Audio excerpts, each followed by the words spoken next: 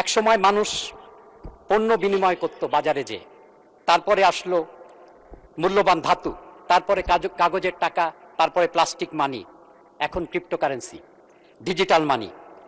2009 সালে ক্রিপ্টোকারেন্সি যাত্রা শুরু করে আজ 17 বছরের যুবক।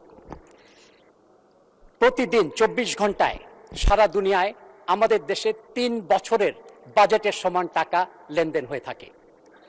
ইউরোপ, আমেরিকা, অস্ট্রেলিয়া, দুনিয়ার সমস্ত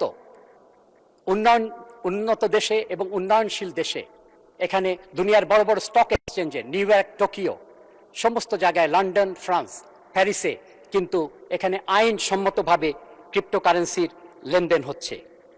আজ থেকে 17 বছর আগে যদি কেউ 100 টাকা দিয়ে ক্রিপ্টোকারেন্সি কিনতেন, বিটকয়েন, এটার মূল্য হতো আজকে 1 কোটি টাকা। কিন্তু যদি এই টাকা কেউ ব্যাংকে রাখতেন 17 বছর আগে, সেটা হতো মাত্র 800 টাকা।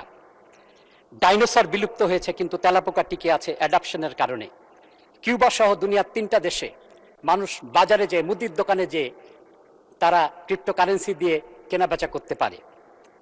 দুনিয়ার বহু দেশের পার্লামেন্টে এখন আলোচনা হচ্ছে যে ক্রিপ্টোকারেন্সিকে ঠিক এই মর্যাদা দেয়ার। আমেরিকার অর্ধেকের বেশি স্টেটে কিন্তু রাষ্ট্রীয় রিজার্ভ হিসেবে বিটকয়েনকে নেওয়া হয়েছে। এখানে রাজস্ব আয়ের উৎস হতে পারে, কারণ ক্রিপ্টোকারেন্সিতে ফাঁকি দেওয়ার কোনো কায়দা নেই। কিন্তু আমরা এখনো এখানে যাত্রা শুরু করতে পারি নাই। ক্রিপ্টোকারেন্সি যদি একটা সোনার বার হয়, তাহলে ব্লক চেন টেকনোলজি হয়েছে সেই সোনার খনি। আজকে সেই কথা বলার সুযোগ আমার নেই।